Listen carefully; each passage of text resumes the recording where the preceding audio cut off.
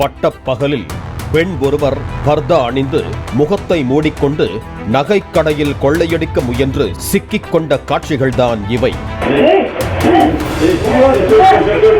Chennai Thiruvottiyur Kaladipet market பகுதியில் தேவராஜ் என்பவர் மஞ்சு jewellers என்ற பெயரில் கடந்த 40 ஆண்டு காலமாக நகைக்கடை நடத்தி வருகிறார். வியாழக்கிழமை காலை அவரது கடைக்கு பர்தா அணிந்து வந்து நகை வாங்குவது போல பெண் ஒருவர் உள்ளே நுழைந்தார். தனது வலது கையில் வைத்திருந்த சிறிய கத்தி ஒன்றை எடுத்து கடையின் உரிமையாளரான தேவராஜை தாக்க முற்பட்டுள்ளார்.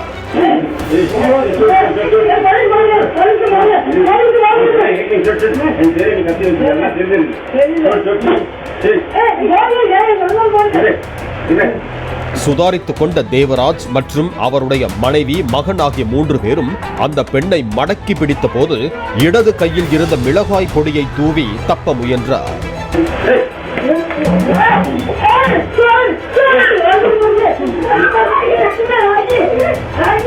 உடனடியாக அக்கம் பக்கத்தினர் மற்றும் சாலையோர வியாபாரிகள் ஓடி வந்து அந்த பெண்ணை மடக்கி பிடித்து முகத்தை பார்த்தனர். அவர் நெற்றி வகிடில் குங்குமம் வைத்திருந்தார்.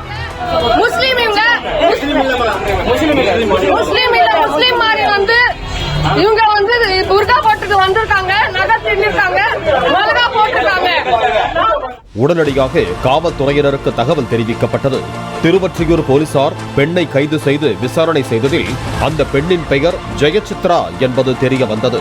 காலடிப்பேட்டை மேற்கு மாட வீதி பகுதியை சேர்ந்த ஜெயசித்ரா கணவருக்கு தெரியாமல் கடன் வாங்கியதாகவும் அந்த கடன் பிரச்சனையில் இருந்து மீள்வதற்காக நகை கடைக்குள் புகுந்து கொள்ளையடிக்க வந்து சிக்கிக் கொண்டதும் விசாரணையில் தெரிய வந்ததாக போலீசார் தெரிவித்தனர்.